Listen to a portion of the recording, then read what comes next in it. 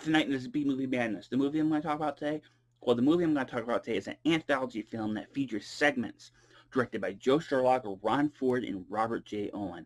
And that anthology film is the one, the only, the legendary Twisted Fakes. Not as usual. I'll have a better look up the cover on screen, hopefully. But as I said, this has segments directed by Joe Sherlock, Ron Ford of The Crawling Brain, the movie I did last week, and Robert J. Owen, who I looked about IMDb. He hasn't directed anything else that I could see. IMDb is not always accurate, but I know him as mostly as an actor in Joe's stuff. He was the Drifter in the movie Drifter, and I thought he did a great job in that movie. But if he has directed anything else and it's not on IMDb, please let me know down below, because I would be interested in knowing. It's maybe in one of the other ones that I have to review that I really need to recheck, but I would still like to know if he has directed anything else. But as with most anthology films, I'm going to review it segment by segment, tell you who directed it, what I thought about it, and overall, as a whole, did I enjoy it.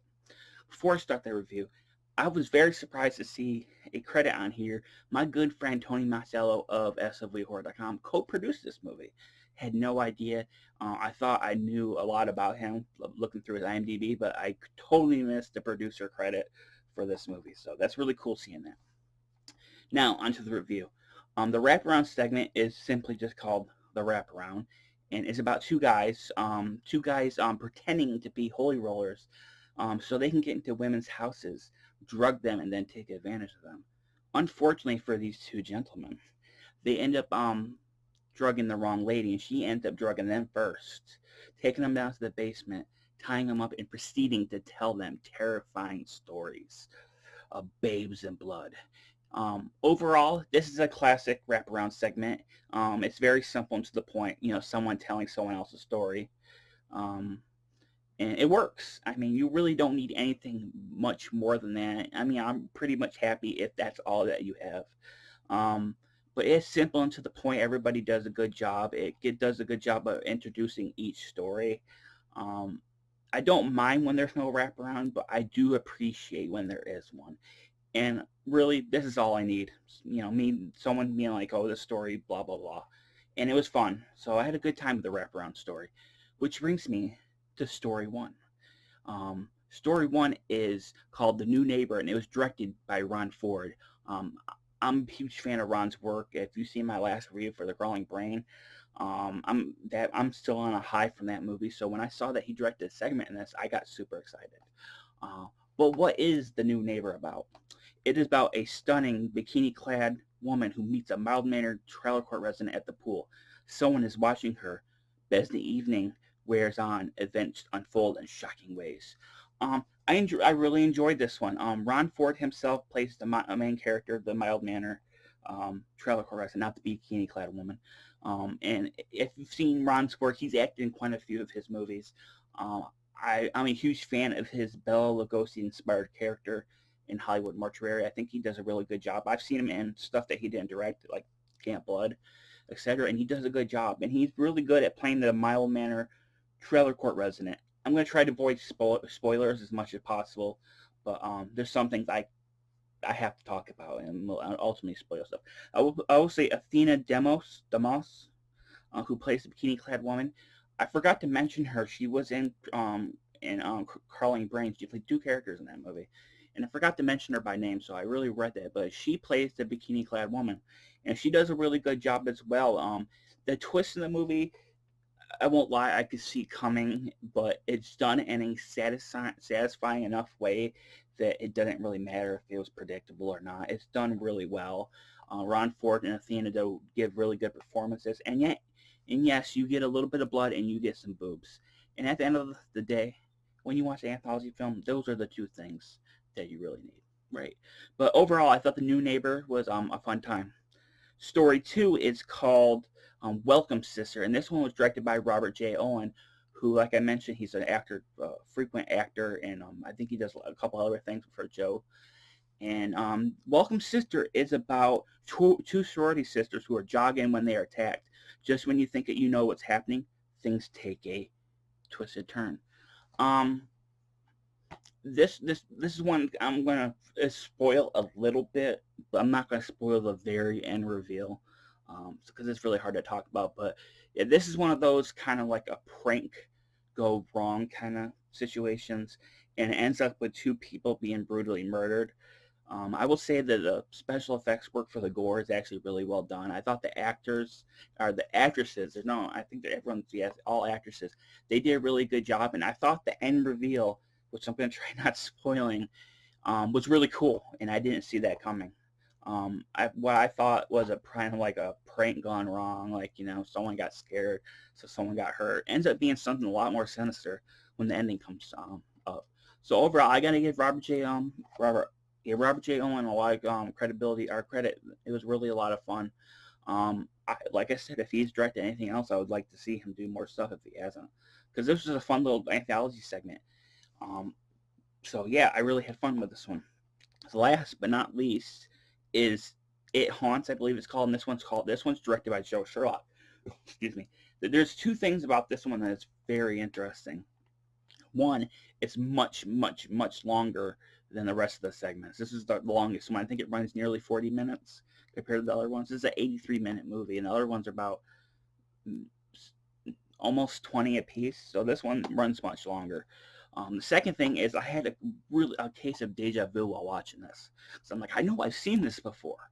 I've seen this before. And what happened was he did I believe, quasi remake of this for his anthology film that came out this year, Channel 99, which I reviewed a couple of months back.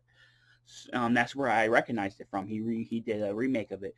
Um, it's much shorter than that one, so it's not as big as in Twisted Tales, and they actually watch it. I mean, Twisted Fates. I'm sorry, and in Twisted Fate in this Channel 99 version, they actually watched this movie and that the character in that one. I need to get to the plot first. Okay, what's the story about? It's about a heartbroken Kelsey who takes a house-sitting job in the remote countryside. She makes a startling discovery that as nightmarish visions appear, will she survive the night? Um, so he did a remake of this particular story for Channel 99, much shorter version, not as it's better made, but I think this one had much more story. It was more engaging, and I thought it had a much better ending than the Channel 99 version. It is maybe a little too long, you know. But I'm mainly saying that comparing it to the other two segments. If I were to separate, this one from the other ones, I probably would only make it, it'd be nitpicking. I'd be like little minor trims could have been made because it's not really long. It's just compared to the other two, it seems long, but it's actually really, really well done. It has a really interesting story, almost a Shining esque. It really, really feels inspired by The Shining, particularly the ending. And like I said, I'm going to try not to spoil stuff, but it's really well done. I thought Michelle Amy Mahoney, who was the lead in it, she did a really good job. Um, she, I would say, of the entire movie, she was probably the best actress slash actor in the movie. Not trashing anyone else in the movie, I just thought she gave a really that good of a performance. John Bowker has a appearance in this. He plays a neighbor, and it's always fun seeing him and Joe's stuff. I always know he'll pop up one way or the other, and he's really fun as well. But the thing that impressed me the most is definitely the story. It was well written. The makeup, although simple, was well done. And the ending, like I said, it was inspired. It was a very good Shining-esque ending that was really well done. And that's the biggest thing I believe that separates this from the Channel 99 version. I don't remember that one having this ending. Um, that was kind of like a condensed remake of this one, but without the ending. But overall, It Haunts was actually very enjoyable. I do want to mention that Arena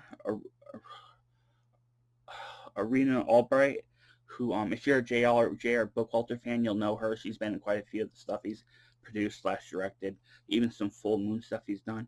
She has an appearance in this as a friend of Kelsey, the main character. It was nice seeing her. You know I haven't seen anything in forever. Let's look up her IMDb, but I haven't seen anything with her in forever. But overall, It Haunts was very enjoyable. As a whole, this was actually a very enjoyable anthology film.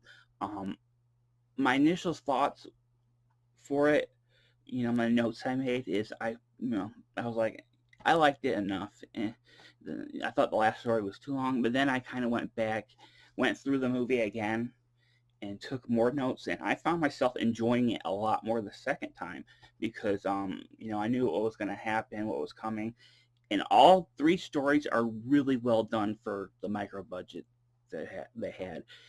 They know not to go too ambitious with them, which is a good thing, and they just tell really cool stories. I would like to see expanded version of the second segment, Welcome Sister. That one actually could be. I would like to see like get like a full length movie treatment. I thought Robert J. Olin did a really good job, and I thought Ron Ford did a good job, and I thought Joe Sherlock did a good job as well. I think everybody did a good job at executing these stories. This is a nice, simple, fun 83 minutes that is a fun. It's a fun little flick. It says right here, every scene and every minute oozes a love for all things horror. Ain't it cool news? And that is very correct. You could tell the people who did this really love horror movies and they really love anthology movies. So this was a lot of fun. If you want to pick this up, you can go to www.skullfaceastronaut.com. You can also stream it on, I believe, Vudu. I will link down below for that, where you can either buy it or rent it. The choice is yours. Um, as for my next reviews, I have more SOV horror and more Joe Sherlock stuff coming out. So I look forward to that. So hopefully you look forward to that.